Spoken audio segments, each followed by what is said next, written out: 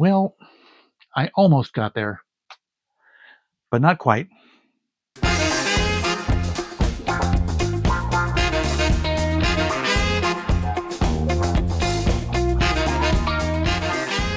Greetings, one and all, and welcome back to Tom's Hit Parade. By the way, I invite you to hit that subscribe button, give me a thumbs up if you like what you see, share this video with your friends, and leave me your thoughts down in the comment section. I would love you for it. So here we are with the November edition of Playlist, my video where I talk every month about the stuff I listened to over the past month. As you guys know, this year I have been devoted to eliminating my vinyl listening backlog. My goal was to get it done by the end of 2025, but I'm not quite going to get there. I don't know if I'm going to do a December playlist or not, because my listening is going to be occupied with some other stuff that I hope to bring you a video on later this month. The only hint I'll give you is that it's something that's been missing from my channel for the last couple of years. So look forward to that. So yes, I will probably, didn't quite reach the goal of eliminating my vinyl backlog, which is these two compartments up here, this row. So it's going to spill over into 2026. Hopefully in the first couple of months of 2026, I will be done. But I do intend on eliminating that listening backlog. But I did get a little ahead of my goal, my average goal of one album every other day. I've got 20 records today to go through. So let's go ahead and get started, why don't we? First off, we've got a little bit of comedy and spoken word. We've got a gentleman named Kip Addotta. Now, he passed away a few years ago, I think. He was famous. He made himself famous for the song "Life in the Slaw Lane," which is on this album, and it's the title track. And it is he did usually stories of his encounters with women. This is the 80s, mind you, and the story, he filled it with puns. In this case, with puns on vegetables and fruit, produce puns. So yeah, that's kind of that was his gimmick, his shtick. Although that was the only song on this album, pretty much, that was like that. Interestingly enough, it made the album interesting. So yeah, a bit of a variety of listen. It wasn't all the same stuff, which would probably get old pretty quick. I think he had at least one other album that had a similar song on there. Being that he had a minor hit with that song, there were inevitably one or two artists who tried to imitate him and do the same sort of thing, and their songs were heard on the Dr. Demento show. At least I'm pretty sure those songs were not Kip Addotta. I could be confused, but anyway, decent album, pretty good stuff. It was nice to hear something other than "Life in the Slaw Lane" on the rest of the album, so pretty good. Then we have another comic artist, Victor Borge. This guy was a half stand-up comedian, half classical artist. He was very funny. He incorporated a lot of classical music-based humor into his stand-up comedy, as it were. And he was a darn good pianist as well. Fantastic piano player. He could play without sheet music, just about anything without sheet music, and he was absolutely brilliant. But the big draw was his humor. One of his classic routines was inflationary language, which is one of the few routines that does not include music in the thing. And this album is different from. His two big albums were on Columbia Records. This one was on MGM, and I actually didn't realize that this one existed until I saw it on the records on the rack at House of Records a couple of years ago. And his two big Columbia albums, almost one whole side of each of those was devoted to just straight piano music. Well, mostly straight. He would incorporate little musical jokes in here and there for people who were really listening. You could tell he just little silly things in the stuff. So, but yeah, he was very funny. He was very talented, and he's always been a favorite of mine. I think I saw him live twice before he passed away. Passed away right around 2001, I think. So yeah, good stuff. Another comic artist. This one is a little bit more well-known than Victor Borge, Alan Sherman. And I've got a couple of his albums. This is, I think, the third album of his that I've got. Yes, he would basically do parodies of folk songs. Weird Al Yankovic would do parodies of well-known pop songs, pop and rock and hip-hop songs, modern day stuff. Alan Sherman would make up funny lyrics to traditional folk songs.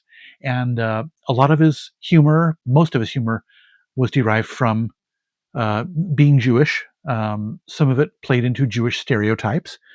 It got him a big audience, so you got to give him that. He was very talented. Did not have a particularly great voice, and he part of his routine and his charm was because of that, because he didn't have a perfect voice. So yeah, it's just kind of a normal schlub who decided to try and make a go of it with funny music, and he did. He put out like 6 albums, so I hope to eventually collect all of them. So yes, very funny guy. Now this one is a spoken word album. This is kind of unusual. I don't think I have any albums really like it. It's called Inside Star Trek, and this was put out in 1976, and it was basically um, a spoken word record on how Star Trek was created and just kind of like what the phenomenon of Star Trek. And I think this must have been done when they were making plans, I think, for a second TV series, which never happened. So this must have been right about the time that they were turning it into what was going to become Star Trek: The Motion Picture. So I guess maybe they were doing this proactively to kind of cash in on the merchandising stuff. Maybe, I don't know. I could be wrong about that. But anyway, it's got a couple of songs on there. It's got the Star Trek theme, obviously, but it's got commentaries, um, essays, if you will, by Gene Roddenberry, interviews, commentaries by some of the actors, William Shatner, DeForest Kelley, and such. And some of this stuff was done in front of crowds, so I'm assuming that some of the stuff was recorded at conventions. But yeah, Roddenberry talks about the creation of Star Trek and some of his other um, sci-fi ventures that kind of you know uh, uh, informed his career later on and stuff. So, very interesting album. There is actually an expanded version of this on CD that was packaged with an expanded edition of the soundtrack from Star Trek: The Motion Picture, and that 2-disc set was put out in like the year 2000, 2001, somewhere around there, and I've got that. So yeah, I already had this in a larger version, but when I saw this on the shelves at House of Records, I had to pick it up. So fun little thing. Uh, Especially for Star Trek fans. So yes, if you don't have either version, well, I would suggest seeking out the longer version of it, the extended version of it that's with that Star Trek: The Motion Picture soundtrack. It's pretty good. Excuse me. Now we go on to movie scores. I've got just a couple. I was going to say just one, but there's a couple here. This is a compilation of classic film scores performed by the National Philharmonic Orchestra, conducted by Charles Gerhardt. And this has got Star Wars.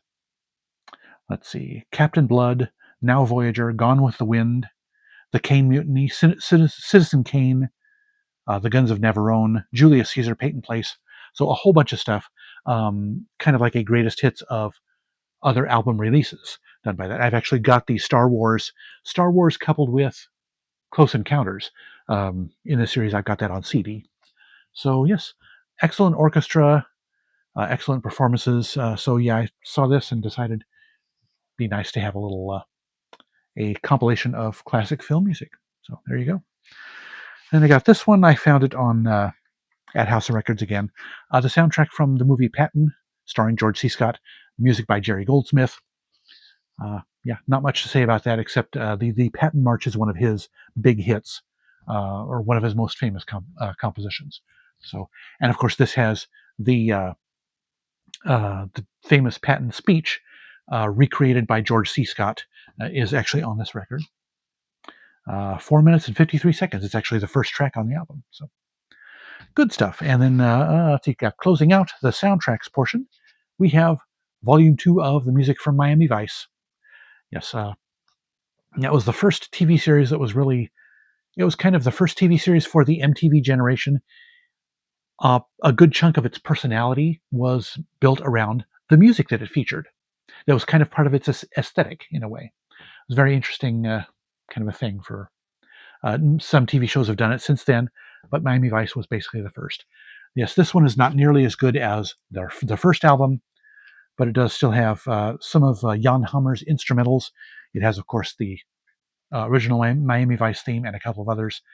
And his stuff was very, very ambient, very, very. It's electronic, and yeah. So Oh, we've got Phil Collins, Gladys Knight and the Pips, Patti LaBelle, Roxy Music, Jackson Brown. So yes, again, the songs are pretty much all obscure, I think, and very much unlike the first volume of Miami Vice, which had a couple of big hits on it. So it does have "Take Me Home" by Phil Collins on there. That's one of the probably the biggest hit on there. So, but yeah, good stuff. Take a quick drink here, wet my whistle, as it were. Now on to some jazz. I've got a classic album by George Benson. We've got Breezin'. I've got this on CD. It was in my sister's collection. But yeah, one of those that I do not mind having on more than one format. Yes, the title track, one of George Benson's biggest hits, as well as This Masquerade. And so yeah, great classic jazz album. If you have not heard it yet, I recommend checking it out. And I've got like 6 or 7, maybe not that many, George Benson albums. He's really enjoy George Benson. And here's another artist that I really enjoy, and this is, I think, the third album of his that I've got. We have Relax with Bent Fabric. Now, Bent Fabric he passed away several years ago, a Danish or Dutch. I always confuse Danish and Dutch. Jazz pianist, and one of his most famous composition was Alley Cat. You may not know it by name, but you would recognize it if you heard it. But yeah, he put out several jazz albums in his day, and he also put out a kind of a remix album, which was one of my favorite albums of, I think it was 2005. Really good album. It's called Jukebox. You might want to seek it out. But that one's got, as I said, modern beats and vocals laid over his piano melodies. So it's very unlike this earlier stuff of Bent Fabrics. This is much more straight away piano jazz from the 1960s. Yes, 1968 is this album. So, and yes, this is actually the third vinyl LP of his that I have, and I also have the Jukebox CD. So, good stuff. Speaking of piano, we have Piano Rags by Scott Joplin. And I just realized the picture's a little bit loose in the, it's actually tucked in the corners with some little tabs and stuff. I didn't realize that until now. But yes, I've got volume 1 of this as well. Plenty of great stuff on here, the classic stuff. And I've got a 5-disc set of the complete works of Scott Joplin as well. So yes, these were, I can't remember if this one and volume 1 were on the freebie shelf or if they were in the dollar bin. But yeah, I decided, what the heck? Why not pick them up? Can't have too much Scott Joplin, in my opinion. Next up is a rather unusual album. The Smothers Brothers, Play It Straight. This is not a comedy album, as the title implies. These guys pretty much perform straight some folk songs. And yes, very little humor in there, although there's one song called Hound Dog Blues that's it's very cute. The lyrics are pretty much silly, kind of nonsensical. It would be a good kid song, a good song for kids. But pretty much other than that, the songs are pretty much played straight, played not for laughs. So I guess they just decided to try something new. Maybe they were a little tired of everybody just assuming that they were just funny. And yes, this showcases their talent for music and singing and vocals. So yeah. It was good of them to do something different like this. I admire that, them taking a diversion from the norm and just playing something straight away for music's sake. Next up, we have one that's, don't know if I'm going to keep this one or not. Didn't think a whole lot of it, but it was on the freebie shelf mainly because cover was kind of messed up. Rafi with the album Rise and Shine. This is, aside from a holiday CD, this is the first Rafi album that I've ever listened to, I think. Yes, for those of you who are not familiar with Rafi, he is an artist primarily geared toward kids. And yeah, this stuff was okay. Rise and Shine, Walk, Walk, Walk. Thumbelina, which was from, I don't think it was, I was going to say it was Sound of Music, but I don't think it was Sound of Music. But yeah, he's got The Whole World, the traditional religious song. And, a bunch of other stuff as well. So, I don't know. As I said, I don't know if I'm going to keep this one. There's actually another one up there that I haven't listened to yet that I'll check out. So, yeah, not much to say on that. So, anyway, heading into the rock and pop stuff, we have the Mills Brothers, and this is the album In a Mellow Tone. This one was on the freebie shelf at House of Records, and excuse me.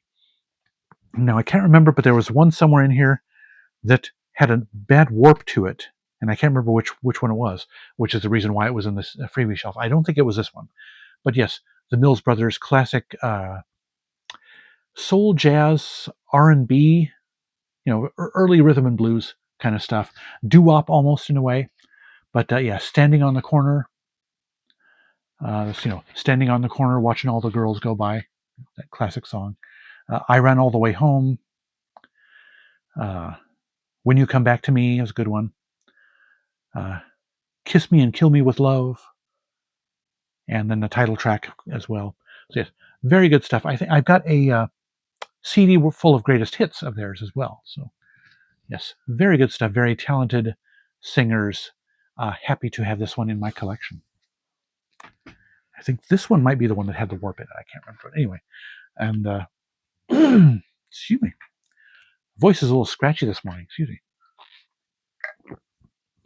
Next up, I think this one has the warp and yeah. Anyway, Jose Feliciano. This is a self-titled album, and this is from 1980, I think.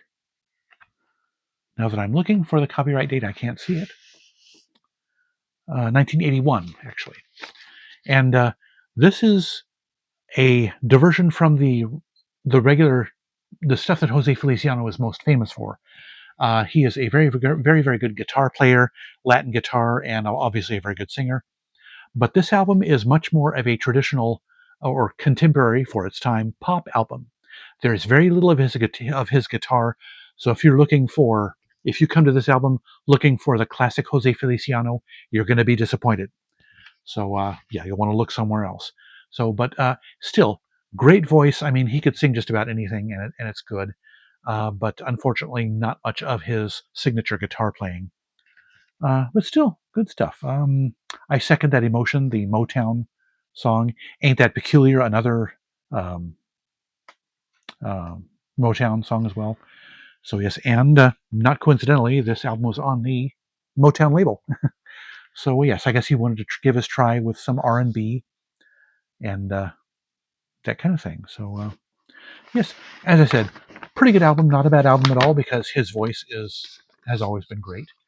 But yeah, as I said, if you're looking for a classic Latin Jose Feliciano, look somewhere else. Still, good album. And then we have some modern day stuff. We've got Toto's self-titled album. This, of course, is the one with Hold the Line, the classic, one of their biggest hits. Georgie Porgy, Taking It Back, All Supply the Love. So yeah, good stuff. And I believe this was their first album. I can't remember. But yes, excellent stuff. This is the third or fourth Toto album that I've got. So, and then we have the greatest hits of Melissa Manchester. Great singer, great pop singer. Don't Cry Out Loud was a big hit ballad of hers. You Should Hear How She Talks About You is another great hit, more upbeat, up-tempo song. I love that one. Whenever I Call You Friend, that was a great one. That's a lot of artists have recorded that one. Come In From the Rain. She does a medley of My Boyfriend's Back and Runaway, the classic 60s songs. And so, yeah, an excellent collection of hits on here, which it ought to be since it's the greatest hits album. But yeah, very, very good stuff. I highly recommend Melissa Manchester. I may actually seek out more of her stuff. Then we have, this is the second album of his that I've featured on my playlist videos, and the only other album of his that I have, I think, Leif Garrett. And this is Feel the Need. I can't remember what album this is in sequence of his. I don't know if it's debut or not, but actually this is not his first album because he tried to get a little bit more into his own sound, a little more serious rock kind of stuff. His first album was all pop covers, and he really, really wanted to get away from that. But yes, this has a hit song, He didn't write it, but it's a song of his, an original song of his. I Was Made for Dancing, big hit that he had, one of his biggest hits. Groovin', that was a Lovin' Spoonful song. He did a good job on that one. Once a Fool, Fun, Fun, Fun, the Beach Boys song. Let's see, Living Without Your Love. Sheila, a song by Tommy Rowe.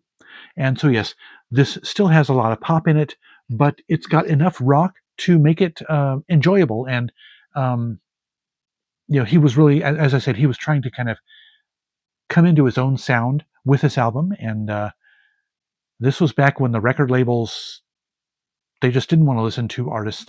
They were much more interested in money. Not that they aren't still now, but yes, they pushed hard back against Leif Garrett and tried to keep him the squeaky clean teen idol. But he was very, very much dying to break out of that mold and become a serious rock star. And unfortunately, he kind of declined after this album, I think. And yeah, maybe if he'd gone at it now, in this day and age, maybe he would have had a better shot at being a true rock star. Anyway, moving on. We have ZZ Top with their album Eliminator. This is their big hit album, or one of their biggest successes albums. Yes, I can speak. It's got Sharp Dressed Man and Legs on it, the two big hits of theirs. It's also got Gimme All Your Lovin', Got Me Under Pressure, and If I Could Only Flag Her Down, and some other stuff on it as well. So, yes, you don't really need any introduction to this album, do you? Very, very good stuff.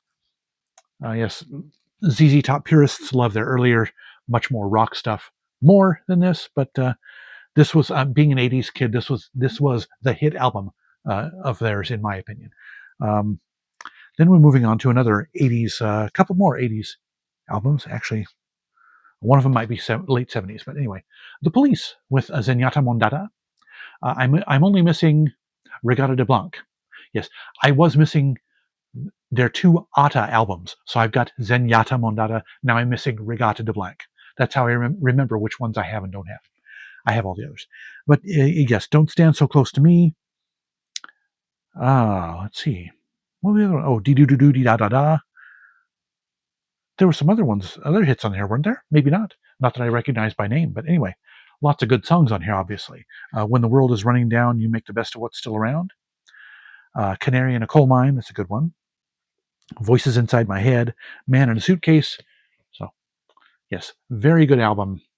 All of the Police's albums were excellent, in my opinion. So yes, looking forward to obtaining the last missing one in my collection pretty soon. And then we've got another a favorite artist of mine from the 80s, Daryl Hall and John Oates. This is their album Bigger Than Both of Us. This is from 19 don't remember, or don't know, because the copyright stuff is on a worn out, the copyright stuff is sitting right on the ringware. 1976. Yes, thank you, lyric insert. These are 1976. But yes, we've got Do What You Want, Be What You Are, Rich Girl, the big hit off of this album. And yes, again, lots of great songs on this album. I try to put the insert back in. Get in there. The insert doesn't want to insert. Anyway, great stuff on here. Crazy Eyes, London, Luck and Love, Room to Breathe. Yes, another album full of great hits. I just love their chemistry together as artists. Lots of great blue-eyed soul and pop melodies and harmonies and all that other stuff. So how about that for what's probably my final playlist video of 2025? As I said, I'm going to be distracted with other stuff during the month of December. But anyway, that'll do it for this video. Be sure to like it if you liked it. And before you go, drop me some feedback in the comment section. I'd love to know what you think. Don't forget to subscribe, hit the bell icon to catch my future videos, and hit my username to browse my old videos. Links to my socials and my favorite fellow YouTubers are in the description below. Otherwise, thank you so much for watching. I'll see you next time. And remember, life's too short to be a music snob.